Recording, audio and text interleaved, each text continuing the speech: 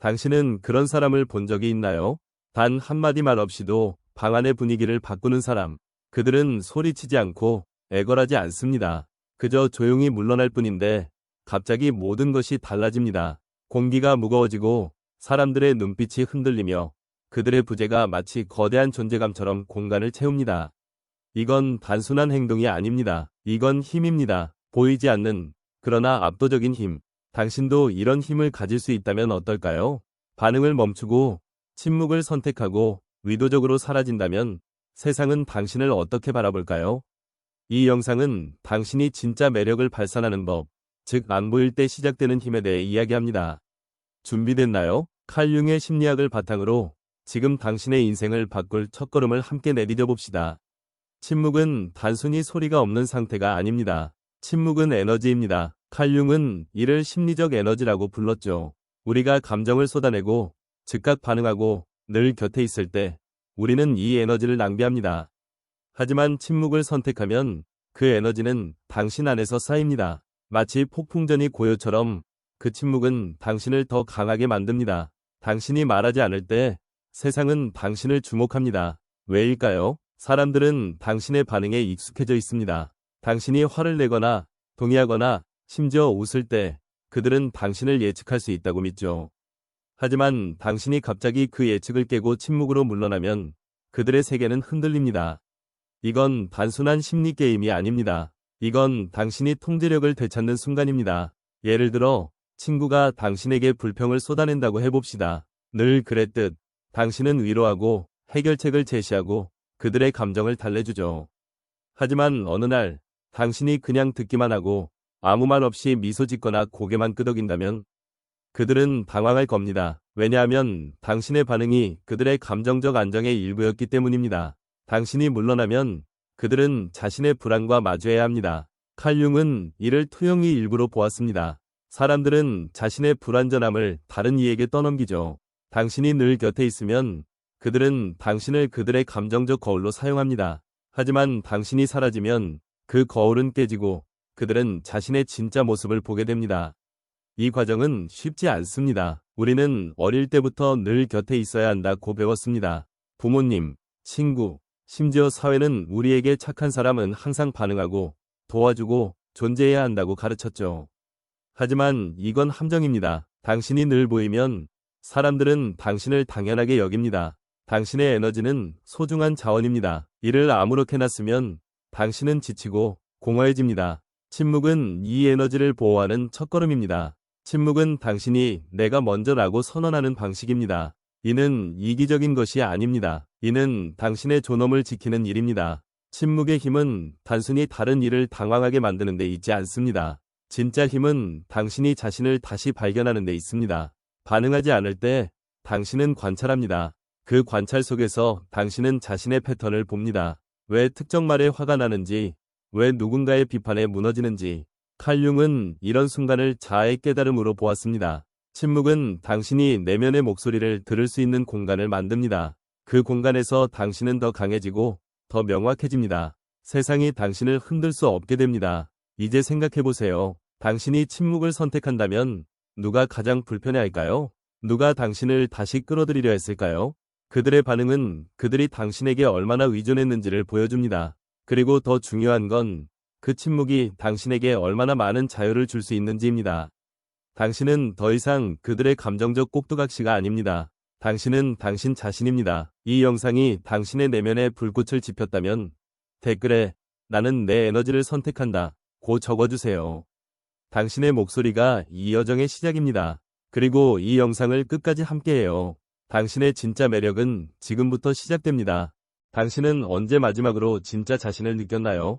세상 앞에서 가면을 벗고 누구의 기대도 신경 쓰지 않은 채 순수한 당신으로 존재했던 순간이 있나요? 우리는 매일 가면을 씁니다. 칼 융은 이를 페르소나라고 불렀습니다. 이 가면은 우리가 사랑받고 인정받고 사회에 받아들여지기 위해 쓰는 도구입니다. 하지만 이 가면이 너무 무거워지면 우리는 갇힙니다. 과도한 접근성, 즉 늘 곁에 있고 늘 반응하고 늘 예스라고 말하는 습관이 우리를 감옥에 가둡니다. 이 감옥은 보이지 않지만 당신의 에너지를 갉아먹고 당신의 진짜 모습을 흐릿하게 만듭니다. 이 감옥에서 벗어나는 법을 알아볼까요? 우리는 어릴 때부터 타인을 기쁘게 해야 한다는 가르침을 받았습니다. 부모님께 순종하고, 친구에게 친절하고, 선생님께 예의 바르게. 이런 가르침은 나쁘지 않지만, 문제는 우리가 항상 그래야 한다고 믿게 되었다는 점입니다. 당신은 언제 마지막으로 아니요라고 말했나요? 아니, 더 정확히 말하자면, 아니요라고 말하고도 죄책감을 느끼지 않은 적이 있나요? 사회는 우리에게 접근성을 강요합니다. 메시지에 즉각 답하고, 부탁을 들어주고, 심지어 우리의 감정을 숨긴 채 괜찮다고 말하도록. 하지만 이 모든 행동은 당신의 페르소나를 강화할 뿐입니다. 그리고 그 페르소나는 당신을 진짜 당신에게서 멀어지게 합니다. 과도한 접근성은 왜 위험할까요? 첫째, 이는 당신의 에너지를 고갈시킵니다. 칼 융은 인간의 에너지를 심리적 자원으로 보았습니다. 이 자원은 무한하지 않습니다. 당신이 매번 타인의 요구에 반응하고 그들의 감정을 달래주고 그들의 문제를 해결하려 할 때 당신은 이 소중한 자원을 잃습니다. 어느 날 문득 당신은 피곤함을 넘어 공허함을 느낍니다. 왜일까 고민하지만 답은 간단합니다. 당신은 너무 많은 사람에게 너무 많은 것을 주었기 때문입니다. 예를 들어 직장에서 동료가 끊임없이 도움을 요청한다고 해봅시다. 처음엔 기꺼이 돕지만 점점 그들이 당신의 시간을 당연히 여기는 걸 느낍니다. 당신은 지치고 그들은 더 요구합니다. 이건 우연이 아닙니다. 당신이 항상 곁에 있기에 그들은 당신을 도구로 보게 됩니다. 둘째, 과도한 접근성은 당신을 예측 가능하게 만듭니다. 예측 가능한 사람은 조종하기 쉽습니다. 사람들이 당신의 반응을 알 때 그들은 당신을 이용합니다. 당신이 늘 동의하거나 늘 위로하거나 늘 곁에 있으면 그들은 당신을 안전한 선택으로 봅니다. 하지만 이 안전함은 당신에게는 독입니다. 당신은 그들의 감정적 안정감을 위해 존재하는 기계가 됩니다. 칼 융은 이런 상황을 집단적 의식에 갇힌 상태로 보았습니다. 당신이 페르소나에 얽매일 때 당신은 개별성을 잃고 타인의 기대에 맞춰진 그림자 속에서 살아갑니다. 셋째, 과도한 접근성은 당신의 가치를 떨어뜨립니다. 경제학에서 희소성이 가치의 핵심이라는 말을 들어본 적 있나요? 사람도 마찬가지입니다. 항상 곁에 있는 사람은 당연히 여겨집니다. 당신이 늘 전화받고 늘 웃으며 늘 도와주면 사람들은 당신을 특별히 여기지 않습니다. 반대로 당신이 선택적으로 접근성을 제한하면 사람들은 당신의 존재를 더 소중히 여깁니다. 이는 이기적인 전략이 아니라 당신의 에너지를 보호하고 진짜 관계를 가려내는 방법입니다. 이제 중요한 질문을 던져봅시다. 당신의 시간과 에너지를 누가 정말로 가치 있게 여길까요? 당신이 늘 곁에 있는 사람들, 아니면 당신의 부재를 느끼고 당신의 진가를 아는 사람들일까요? 칼 융은 진정한 자아를 찾는 여정을 개체화라고 불렀습니다. 이 여정은 당신이 타인의 기대에서 벗어나 자신의 중심으로 돌아가는 과정입니다. 하지만 이 첫걸음은 어렵습니다. 당신은 죄책감을 느낄 수 있습니다. 내가 너무 차갑지 않을까? 사람들이 나를 멀어졌다고 비난하지 않을까? 이런 생각이 들죠. 하지만 이 두려움은 당신이 페르소나에 얼마나 깊이 얽매여 있는지를 보여줍니다. 이 감옥에서 벗어나려면 작은 변화부터 시작하세요. 모든 메시지에 즉각 답하지 마세요. 모든 부탁에 예스라고 말하지 마세요. 당신의 침묵과 거절은 단순한 행동이 아니라 당신의 자아를 되찾는 선언입니다. 이 과정에서 당신은 진짜 관계와 가짜 관계를 구분하게 될 것입니다. 누가 당신을 진심으로 아끼는지, 누가 그저 당신의 에너지를 소비하는지 알게 될 것입니다. 당신의 에너지는 한정되어 있습니다. 이를 소중히 지키는 것은 당신의 책임입니다. 당신은 누군가의 말 한마디에 마음이 흔들린 적이 있나요? 그들의 비판, 요구, 심지어 침묵이 당신을 불안하게 만든 순간이 있나요? 이런 순간들은 우연이 아닙니다. 당신은 보이지 않는 게임 속에 있습니다. 이 게임의 이름은 투영입니다. 칼 융은 투영을 사람들이 자신의 내면의 어두운 부분을 다른 이에게 떠넘기는 심리적 메커니즘이라고 설명했습니다. 당신이 늘 곁에 있고 반응하고 감정을 드러내면 당신은 이 투영의 캔버스가 됩니다. 하지만 당신이 물러나고 침묵을 선택하면 이 게임은 무너집니다. 이 어두운 메커니즘을 이해하면 당신은 더 이상 조종당하지 않습니다. 준비됐나요? 지금부터 그 비밀을 파헤쳐 봅시다. 투영은 어떻게 작동할까요? 사람들은 자신이 마주하고 싶지 않은 감정, 두려움, 불안, 열등감을 다른 사람에게 전가합니다. 예를 들어 당신에게 늘 화를 내는 상사가 있다고 해봅시다. 그들의 분노는 정말 당신 때문일까요? 아마도 그들은 자신의 불만족이나 스트레스를 당신에게 쏟아내고 있을 가능성이 큽니다. 당신이 즉각 반응하면, 사과하거나 변명하거나 맞서 싸우면 그들은 안도합니다. 왜냐하면 당신이 그들의 감정적 쓰레기통이 되어 주었기 때문입니다. 하지만 당신이 반응하지 않고 조용히 그들의 말을 듣거나 심지어 그 자리를 떠난다면 그들은 당황합니다. 당신이 더 이상 그들의 투영을 받아주지 않기 때문입니다. 칼융은 이런 순간이 상대방의 그림자, 숨겨진 내면의 약점가 드러나는 때라고 보았습니다. 이 조종은 소리 없이 이루어집니다. 누군가 당신에게 미묘한 죄책감을 심어준 적이 있나요? 너만 있으면 돼. 네가 이렇게 하면 나 진짜 힘들어. 같은 말들. 이런 말은 당신을 붙잡아두기 위한 덫입니다. 당신이 늘 곁에 있으면 그들은 자신의 빈 공간을 채우기 위해 당신을 이용합니다.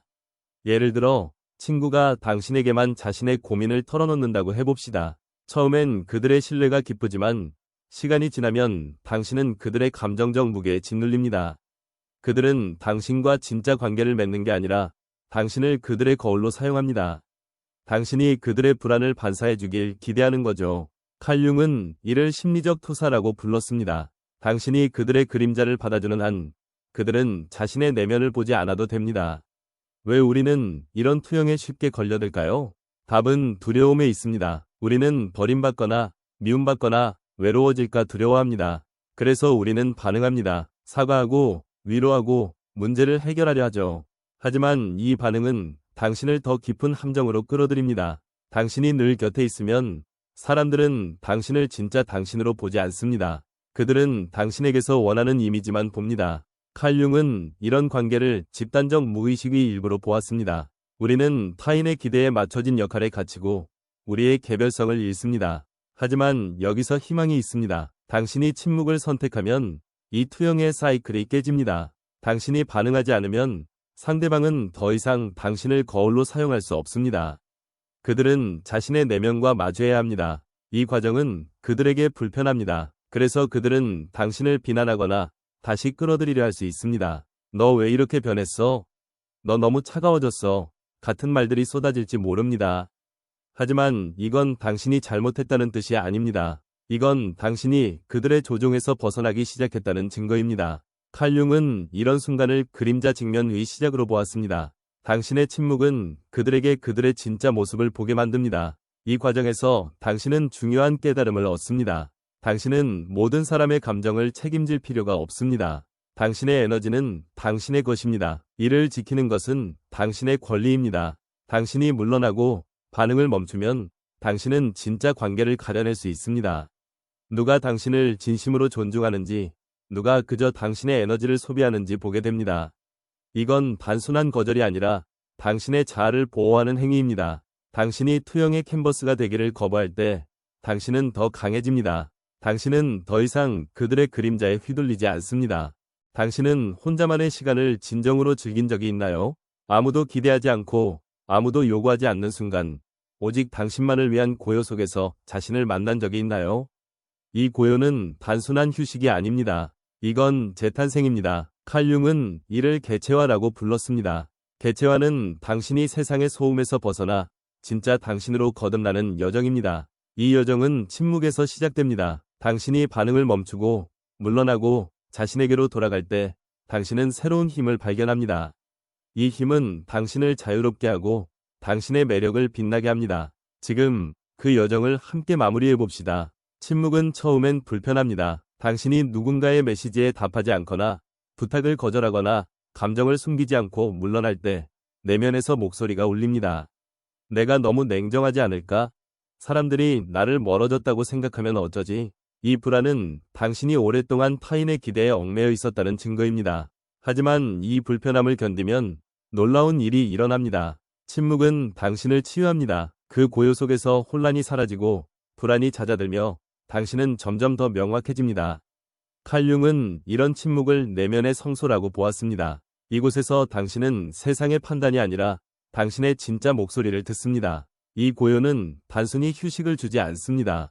이건 당신을 재구성합니다. 예를 들어 당신이 늘 가족의 문제를 해결해주는 역할을 맡았다고 해봅시다. 어느 날 당신이 그 역할을 내려놓고 이번엔 나를 먼저 생각할게 라고 선언한다면 처음엔 갈등이 생길 수 있습니다. 가족은 당황하고 당신을 비난할지도 모릅니다. 하지만 시간이 지나면 그들은 당신의 경계를 존중하기 시작합니다.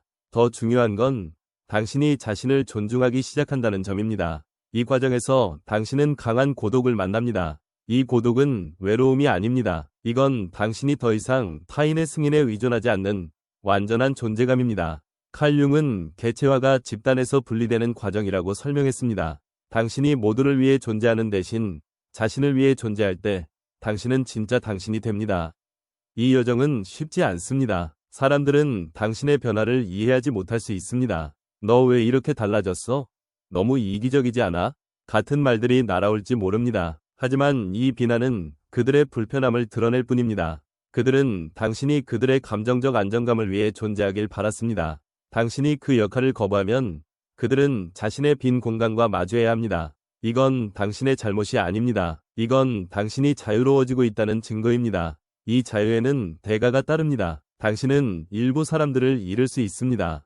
하지만 그들은 당신을 진짜로 아낀 이들이 아니었습니다. 그들은 당신의 에너지를 소비하던 이들이었죠. 대신 당신은 자신을 찾습니다. 당신은 더 이상 타인의 그림자에 휘둘리지 않습니다. 당신은 자신의 중심에서 빛납니다. 칼 융은 이 과정을 자아의 통합이라고 불렀습니다. 당신이 내면의 어두운 부분과 밝은 부분을 모두 받아들이고 타인의 기대에서 벗어날 때 당신은 완전해집니다. 이 완전함은 당신을 희소하고 소중하고 잊을 수 없는 존재로 만듭니다. 이제 생각해보세요. 당신은 어떤 삶을 원하나요? 타인의 요구에 끌려다니며 지치는 삶인가요? 아니면 당신의 진실에 뿌리 내린 자유로운 삶인가요?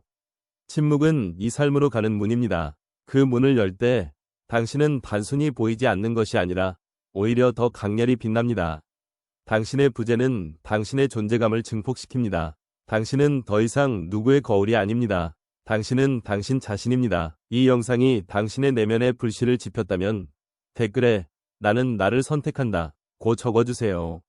당신의 목소리는 이 여정의 시작입니다. 그리고 이 메시지가 당신에게 힘을 주었다면 이 영상을 공유해서 다른 이들에게도 이 자유의 메시지를 전해주세요. 끝까지 함께 해줘서 정말 고맙습니다. 당신의 여정은 지금부터 더 빛날 겁니다.